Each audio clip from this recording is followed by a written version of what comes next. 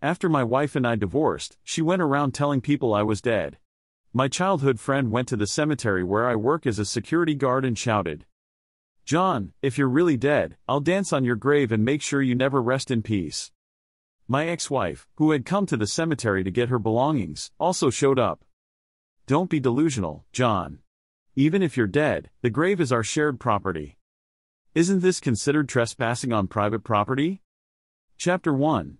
For 5 years, no one cared about my PhD studies, but now as a security guard, I'm known everywhere. I was once the pride of my family. My father used to say, "I've been running a small business my whole life, hoping my son would achieve more than I did." Look at him now, a postdoctoral researcher in archaeology, with such knowledge and sophistication. My girlfriend, Sarah, though she found my parents from the countryside to be unsophisticated, stayed with me because of my PhD status. Sarah said, "John, you're a promising talent. You'll definitely buy me a big house in S City one day."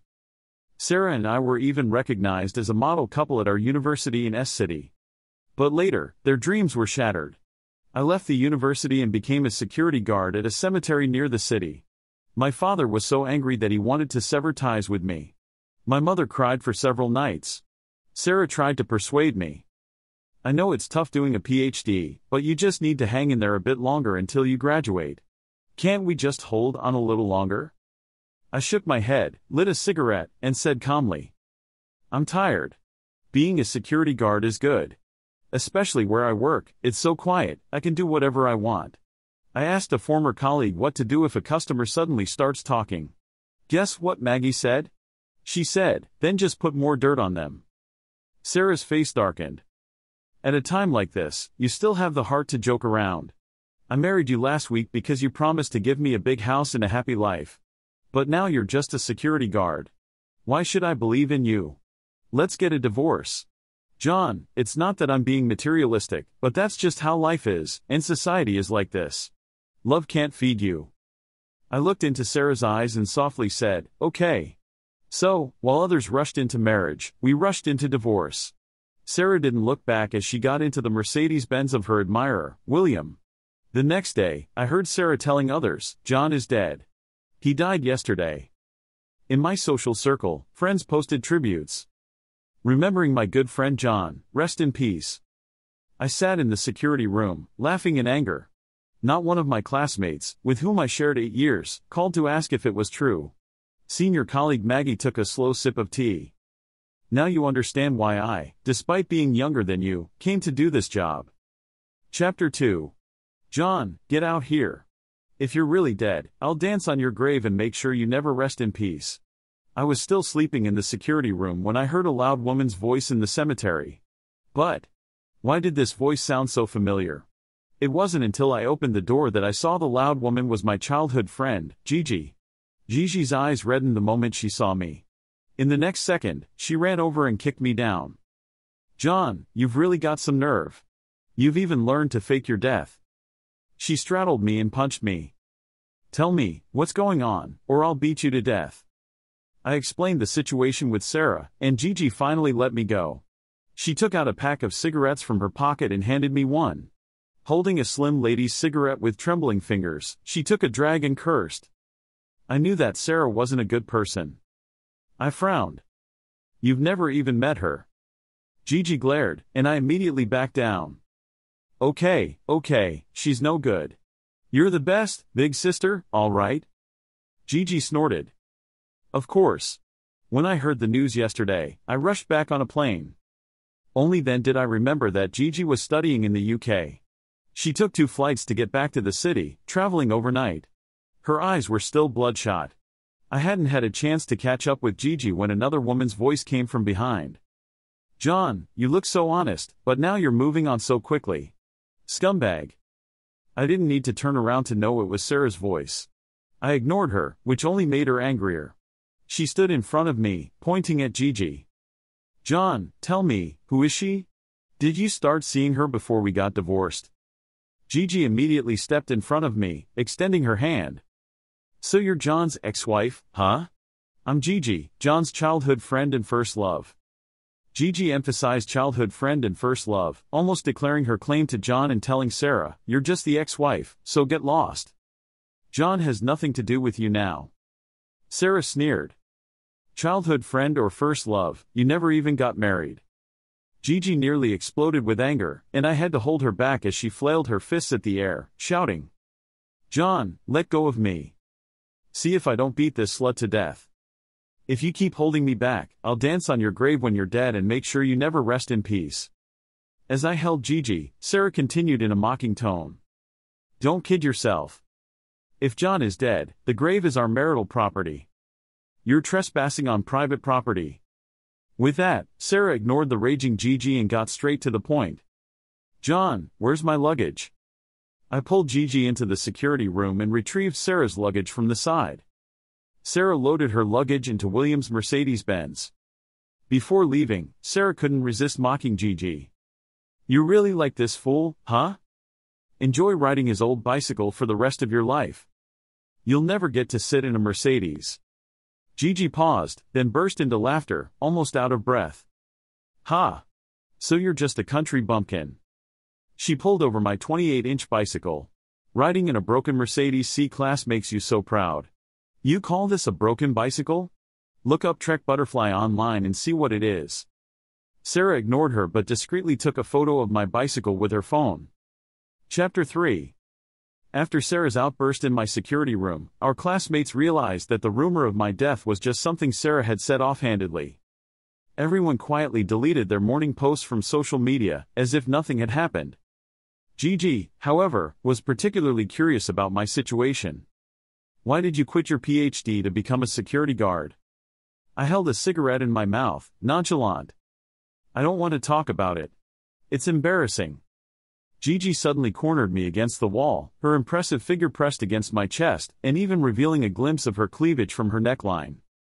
I shrank back like a chick caught by a hawk. What do you want? I'm telling you. This is a lawful society." Gigi snorted. "Cut the crap. Just tell me, are you getting back together with me or not?" I covered my head. "Big sister, that's ancient history. Getting back together? I just got divorced." Gigi didn't care. "Then I'll just marry someone and get divorced too. We'll both be on our second marriages, fair and square." I pushed Gigi away. "Go to hell. Can't you learn something good? People are golden couples, but we have to be a lame donkey in a broken cart." Gigi kicked me off the dirt bed in the security room. "You're the lame donkey." After much coaxing and cajoling, I managed to escape this ordeal with Gigi. The price was that I had to accompany her shopping when we skipped class the day after tomorrow. As soon as I saw Gigi off, her dad called. "You little rascal, I told you we were destined to be together. From now on, don't call me Godfather, just call me Dad. I'll take care of your father being angry with you. Forget the PhD, if you're not happy, don't study. Even if you indulge in eating, drinking, gambling, and smoking, I can still afford to support you." Gigi's dad paused. "But forget about visiting prostitutes, Gigi is my own daughter, after all." I rolled my eyes, thinking that Gigi must have taken after him, being so unreliable even at his age. I quickly explained to my godfather that I had just divorced and wasn't ready to think about personal matters so soon. As soon as I hung up, my phone rang again. Damn it, can't a guy be a security guard in peace? It was our dorm's third roommate. "Big bro, you should check the class group chat. Something's happened." I was stunned for a moment, then immediately opened the group chat. A photo of my bicycle had been posted by William, followed by his sarcastic comment. "I heard this is our classmate John's ride, a 30 million yuan Trek Butterfly." William, our senior and the student council president, had a lot of friends. Immediately, people started chiming in. "Yeah, right, like John could have such an expensive bike. Yeah, I heard John's dad sells rice, saving every grain to pay for John's tuition." The more people lack something, the more they flaunt it. Even if it's a fake, shouldn't he know his place? This bike is one of only 10 in the world. If his is real, I'll eat it. Someone tagged me, asking about the bike and demanding I show a receipt. I simply replied, "It was a gift. The receipt isn't with me." The group continued to mock me. Wow, so generous. Someone gave it to you, huh? With your family background, your friends must all be poor. Who could give you a 30 million yuan bike? I pulled Gigi into the group chat. She's the one who gave it to me. Gigi, not one to have the same restraint as me, immediately fired back. So what if I gave it to him? A bunch of country bumpkins. Let me introduce myself. I'm Gigi, my dad is Tom, CEO of Dashing Interpretation. If you keep mouthing off, I'll throw you all into the Bohai Sea to feed the sharks. Chapter 4. John, you're quite the show-off, bringing someone to back you up. William mocked as he kicked Gigi out of the group chat. Our classmates joined in the mockery. John, if you're going to bring someone in, at least make it believable. Tom, CEO of Dashing Interpretation, is a nationally renowned entrepreneur, and everyone knows he has only one daughter studying in the UK. John, we're all classmates. It's okay to be poor, but there's no need to fake it. I couldn't be bothered to explain and exited the chat. After a nap in the security room, I saw over 1,000 messages in the group chat by evening. My dorm's third roommate messaged me privately. Big bro, you're not going to the reunion the day after tomorrow, right? I thought for a moment. No, it's pointless. I don't want to see them. Third roommate. Big bro, just letting you know, I have to go because William is my boss. I replied with a simple no worries and closed my phone. Just after I put my phone down, Gigi messaged me. Almost off work? Come have dinner with me.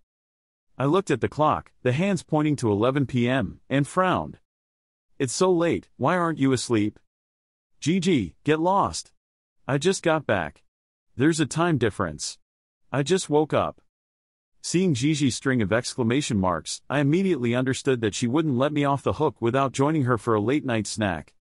I glanced at the scene outside.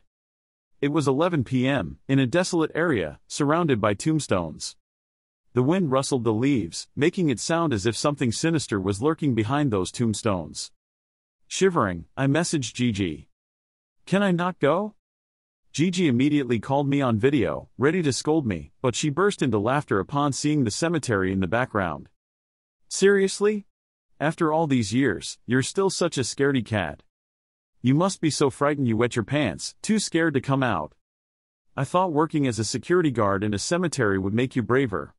I grimaced, not wanting to say a word to Gigi.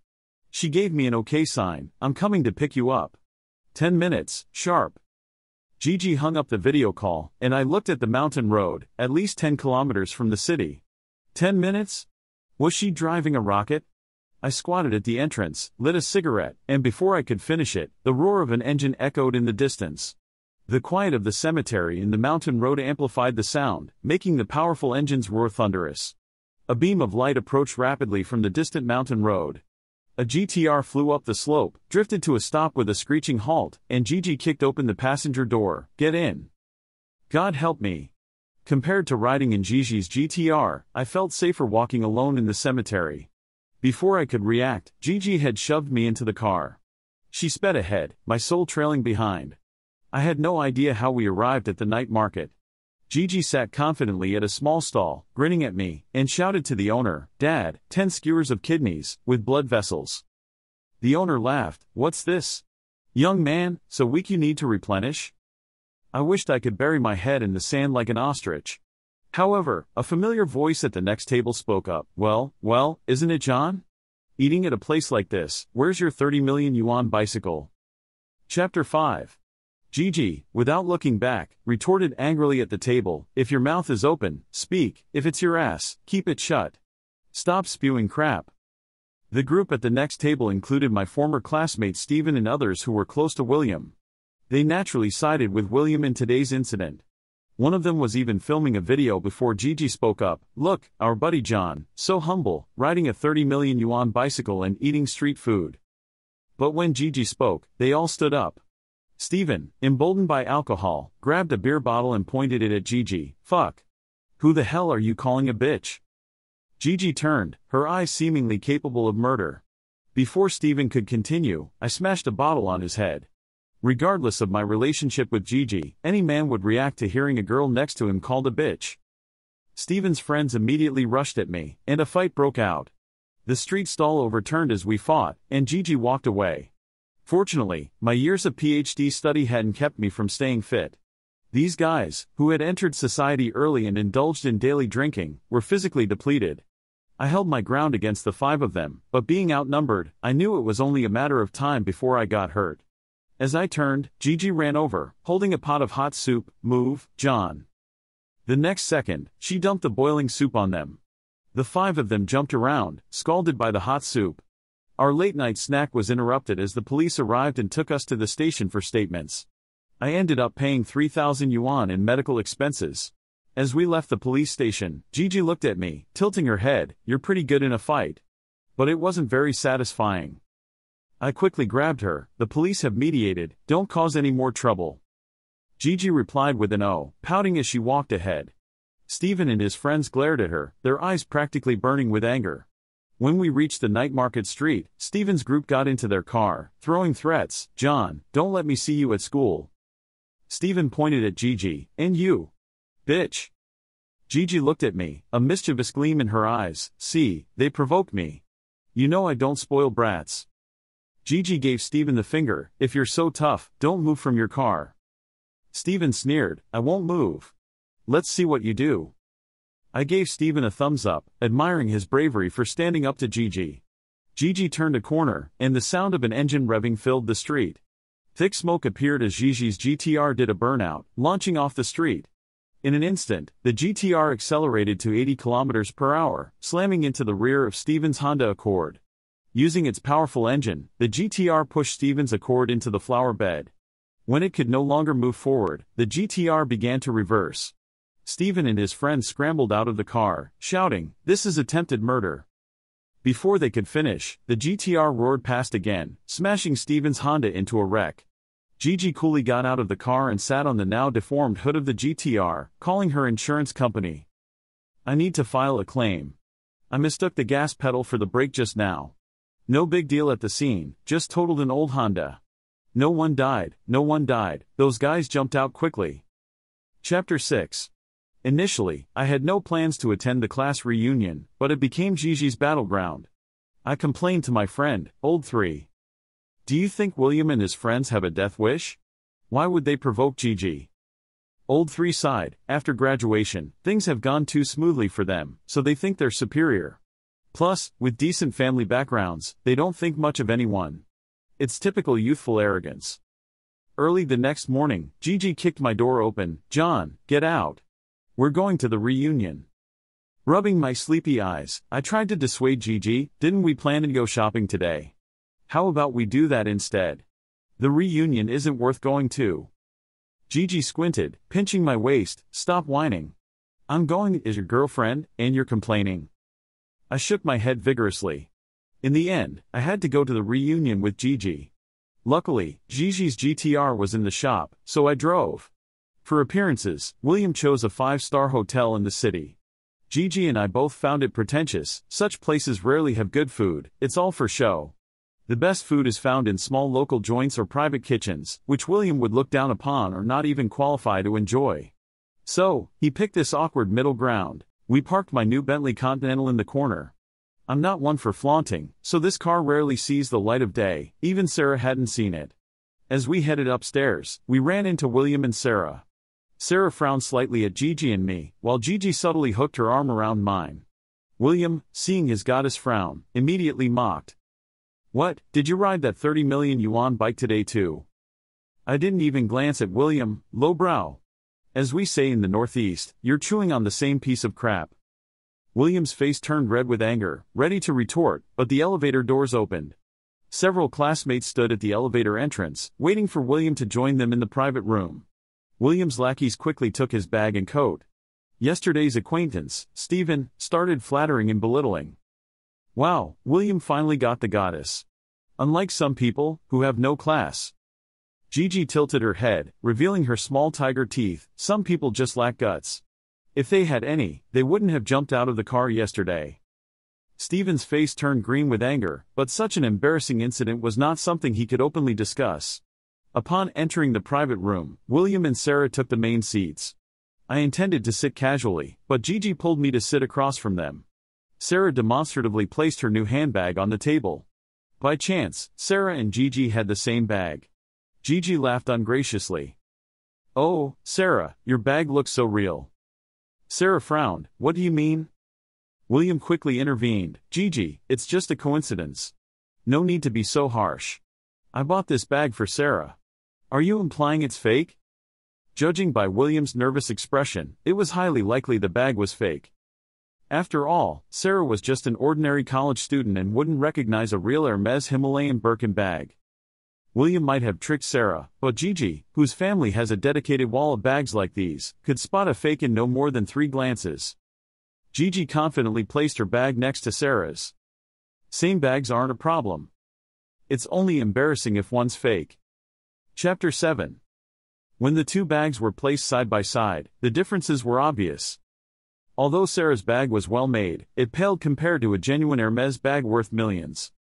Gigi smiled. "Great replica. But be careful not to carry it into a store, you could end up on a blacklist." Sarah looked at William, hoping he could save face. William's friends tried to smooth things over. "Oh, William must have been scammed by a fake dealer. Men don't know these things, getting tricked is normal." Gigi pulled out her phone. "If that's the case, it counts as a major fraud. Let me call the police for you." "Don't mention it." The atmosphere grew tense. William's crony struggled to find a rebuttal, but William calmly produced the receipt from the store. "The receipt is right here. If you don't believe me, you can call the store." William also showed a message he sent to the salesperson. "Lisa, I'm looking for another Himalayan Birkin bag like the one I bought last time. Do you have any?" The salesperson replied, "Hello, William. That bag is no longer available. Would you like to see something else?" This subtly confirmed Sarah's bag's authenticity. William looked at Gigi, implying that her bag was the fake one. Naturally, the classmates sided with William. Some girls around Gigi's bag expressed disbelief. Nowadays, fakes are made so well they're better than the real thing.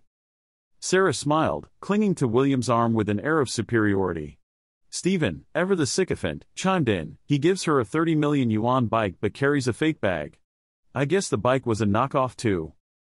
Gigi stared intently at William, humiliated like never before in her life. However, I soon noticed a flaw. The phone number on the receipt William held had the same last digits as Gigi's. I leaned over and whispered to Gigi, "For this kind of bag, each store usually only has one available. Didn't you leave without the packaging because you were too lazy to take it?" Gigi looked at me in disbelief. "John, when did you learn to read minds?"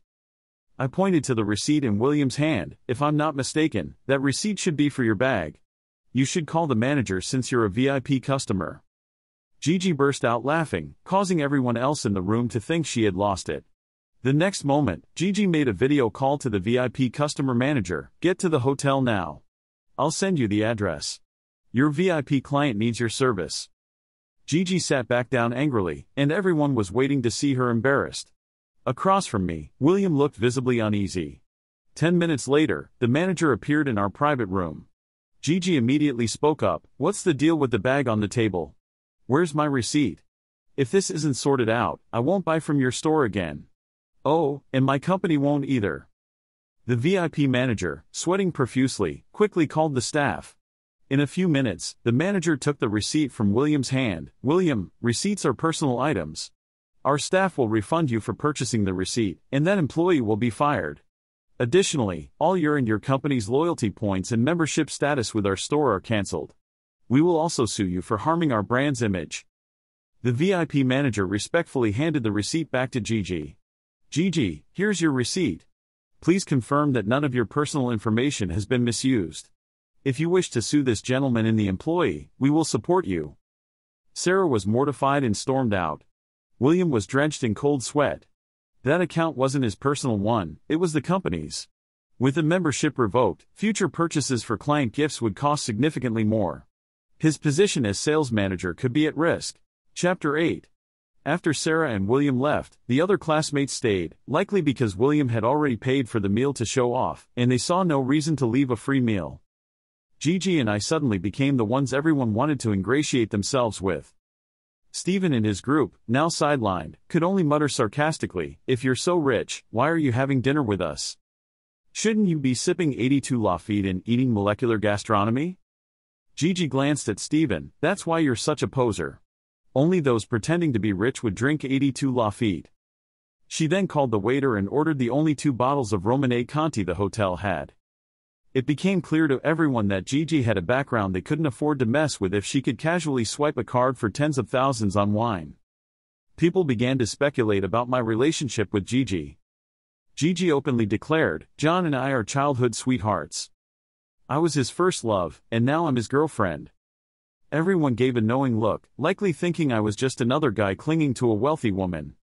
As we left the hotel, people eyed my Bentley Continental with that same thought, rich woman's car, indeed. After dropping Gigi off at home, I saw Sarah waiting at the cemetery's security office. I coldly asked, "What are you doing here?" Sarah stared at me, then started crying. "John, we were married once. How could you let someone treat me like that?" It's hard for any man to resist the tears of a former lover. Despite wanting to shake myself awake, I couldn't help but feel pity for her and led her into the security office. Maggie, a senior colleague, saw me bring in another woman and quietly left, giving me a thumbs up as she did, as if to say, "You've got guts, switching women every day." If Sarah weren't around, Maggie's bold nature might have prompted her to ask, "Are you planning on having some fun among the tombstones?" Sarah wasn't dumb. After today's events, she clearly understood that everything Gigi said was true. Seeing that Gigi was wealthy, she naturally assumed I must be too.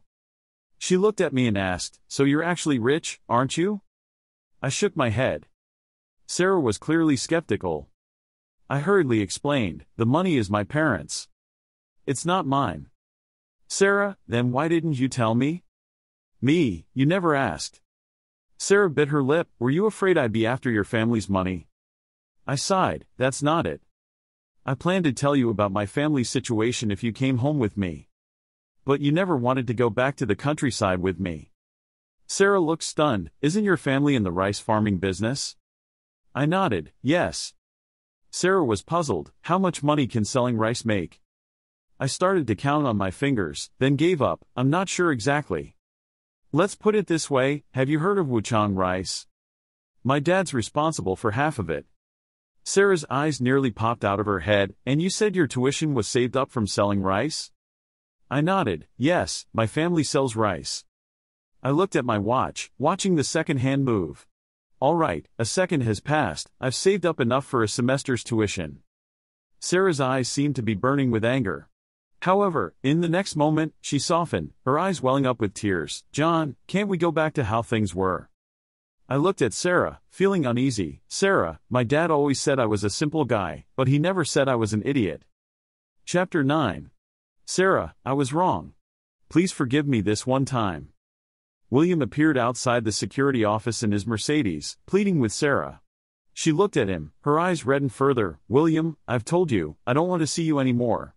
I don't like you." William, panicking, blocked the doorway. "Sarah, let me explain. I didn't mean to deceive you."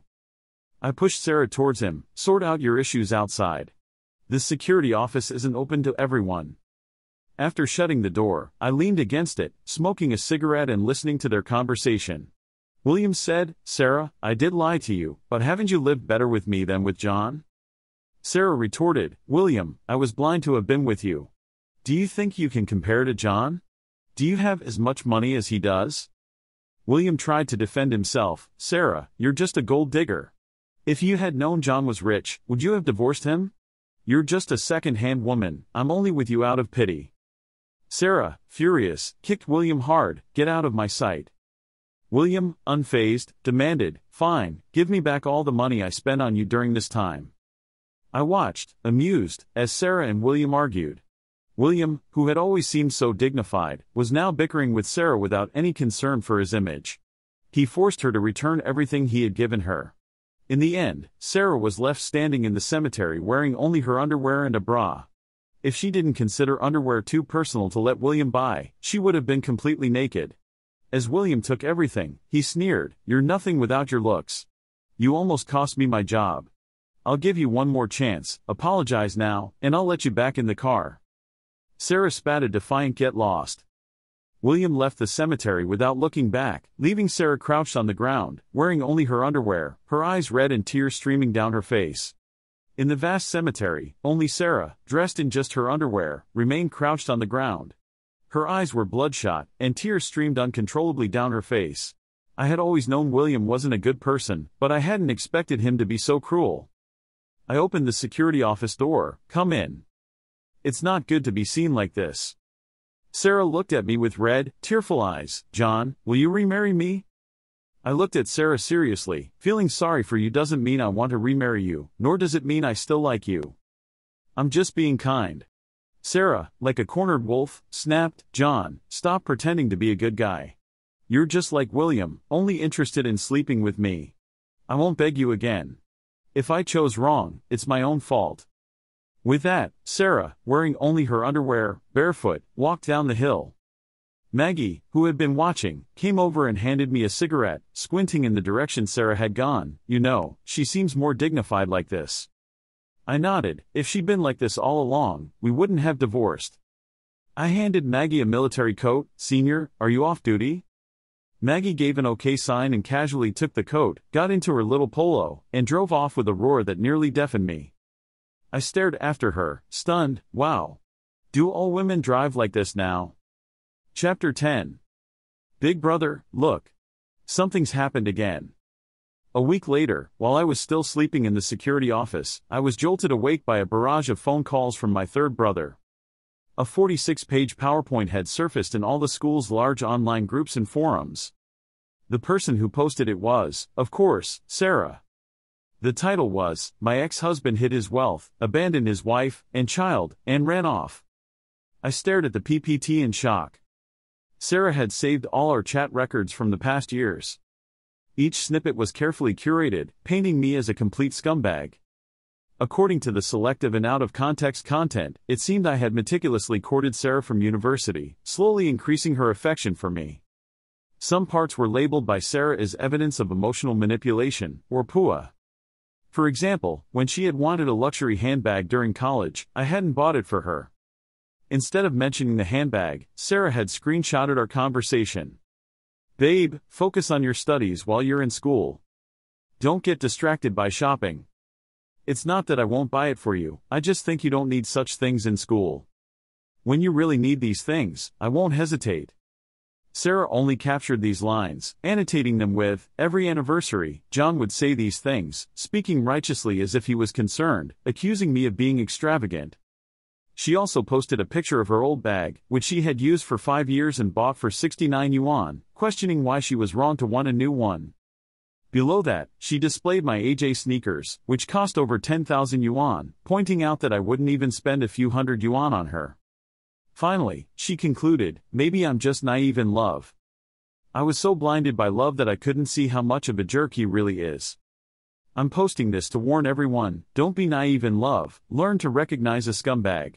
This is content from a day ago, mostly about the incidents in university. Accusations against scumbags in college aren't unusual, so it didn't cause a big stir. However, to escalate the situation further, Sarah updated the post this morning with the title, "After breaking up with the scumbag, I found out I'm pregnant. What should I do? I'm devastated." The post included a medical report from Sarah's hospital visit, which showed that she was over a month pregnant. Sarah continued to garner sympathy in the post. "Sisters, what should I do? I don't want this child, but the child is innocent and deserves compassion. I just hope that the scumbag, out of consideration for our past marriage, would be willing to support this child. Honestly, I don't care about myself, even if I starve, I won't beg the scumbag, but for the child's sake, I have to."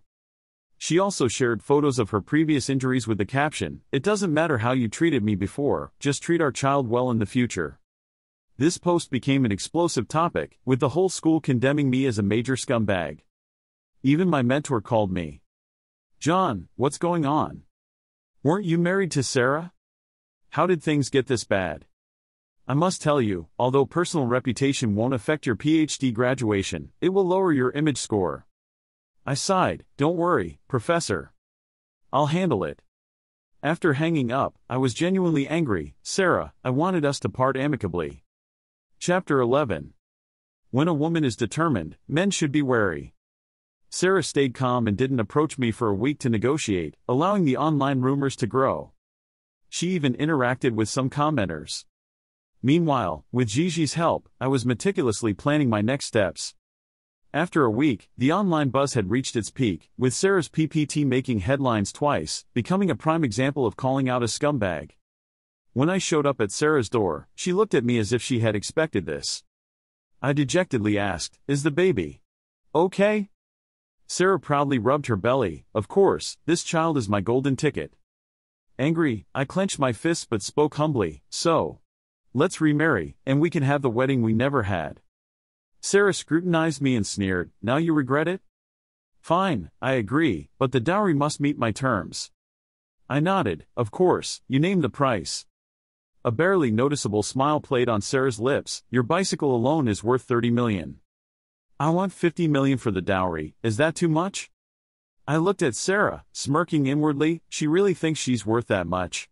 Even if it were encrusted with gold and diamonds, it wouldn't be worth 1 billion dowries. Naturally, if Sarah had remained loyal to me, everything I have could have been hers. But now, feigning difficulty, I said, "Although, that's a bit too much." Sarah slammed the door shut. "If not, let's reconsider this.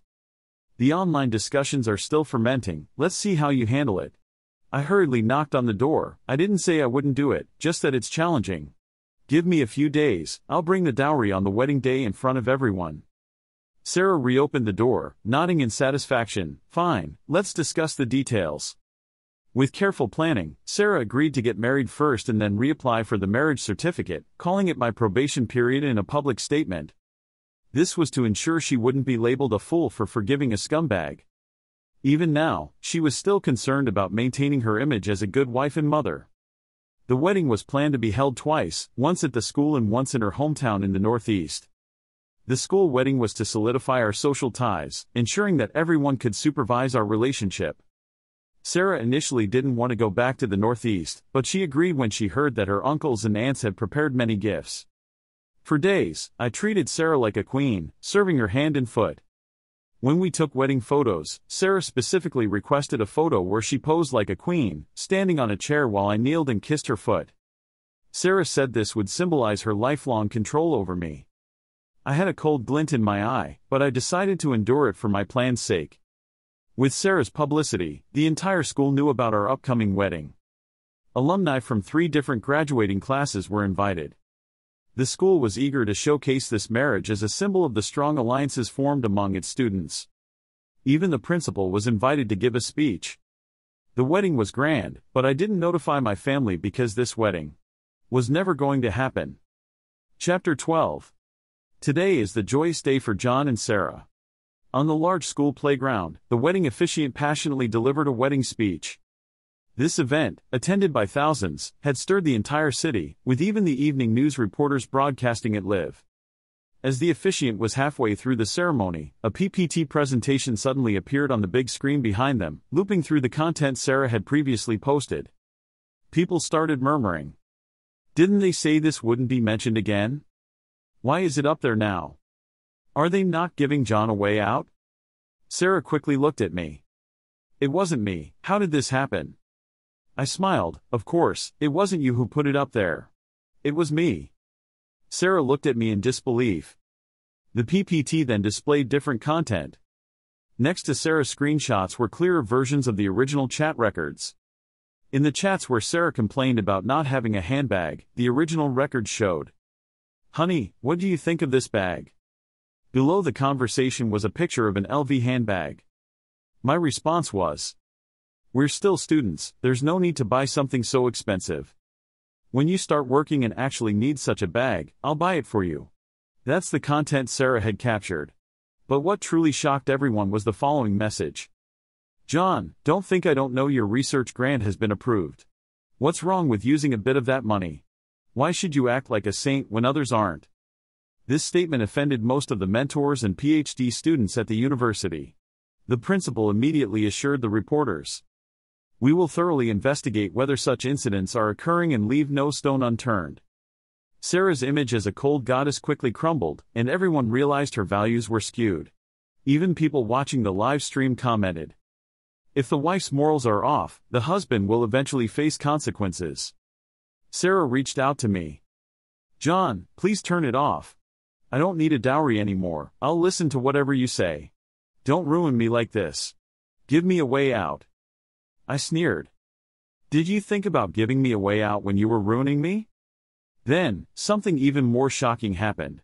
William, who had been missing for days, suddenly appeared at the wedding and grabbed Sarah by the hair. In front of everyone, he slapped Sarah repeatedly. You bitch, you're pregnant with my child and marrying someone else. Do you think you can make me a fool? I'll beat you to death. Everyone was stunned, but some tried to intervene. William shoved them away and held up a hospital report. This bitch paid someone to Photoshop a fake report just to marry a rich man. She changed the conception date to make everyone think the child was John's. She even asked the doctor about the risks of premature birth to cover up her lie. These revelations left everyone speechless. Sarah tried to leave the scene, but William kicked her to the ground. He continued kicking her while shouting, "You think you can take my child and marry someone else? Dream on. I'll make sure you lose this baby the same way you got pregnant." Sarah cried and screamed on the ground until some teachers couldn't stand it and pulled William away. The scandal spread online for days, and soon everyone knew what kind of woman Sarah was. As the drama unfolded, the real protagonist suddenly appeared. Gigi, wearing a wedding dress, ran across the field. "John, just marry me already." Everyone was shocked by Gigi's boldness. She continued, "John, don't think I'm cheap. I've only ever loved you in this life. I'm also a girl, and it took a lot of courage for me to come here in a wedding dress. We've known each other for 30 years, and I know you're the one I want to marry. If you don't marry me today, we'll never see each other again." Gigi lifted her wedding dress, revealing black straps tied around her thighs, with a box attached. She handed the box to me. "I've prepared the wedding ring. John, will you marry me? Will you put this ring on my finger?" I stared at Gigi, my eyes red. "I will." Gigi jumped up and hugged me. My mentor came over with a pair of wedding rings. "John, this girl is great. You two take care of these rings." Gigi threw the ring meant for Sarah onto the field. "Screw the ex, from now on, I'm John's wife." I nodded. Epilogue. "John, if you don't quit this lousy job, I'll go dance on someone's grave." Gigi sat in my security guard booth, eating chips and asking me to massage her legs. I looked at her, exasperated.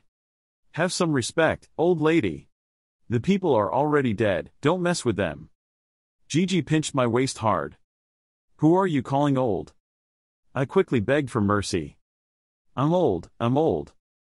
Gigi grinned mischievously and reached for my weak spot. "Let's see if you're really old." I yelped and jumped up. Just then, my phone rang. I motioned for silence. My mentor's voice came through. "You were supposed to come back earlier, but I gave you some time off because you just got married. Now, you can return. We're heading to a tomb for some archaeology in a few days." I wilted. "Can I skip it? I'm scared of ghosts." My mentor scolded me. "John, show some backbone.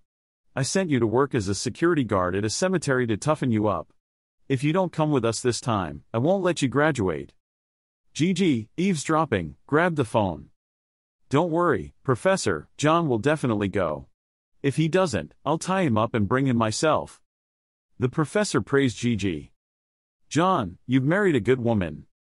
Before he could finish, Gigi interrupted. "Professor, I have one request, can I join you in the tomb? I've never seen a big mummy. And it'd be great if we could visit Changbai Mountain to see the Bronze Gate. If there's no budget, it's fine, my dad has." "Hey, Professor, why did you hang up?" 10 minutes later, my phone buzzed with a message from my mentor. "Come quietly tomorrow morning at 8, and don't bring that crazy wife of yours."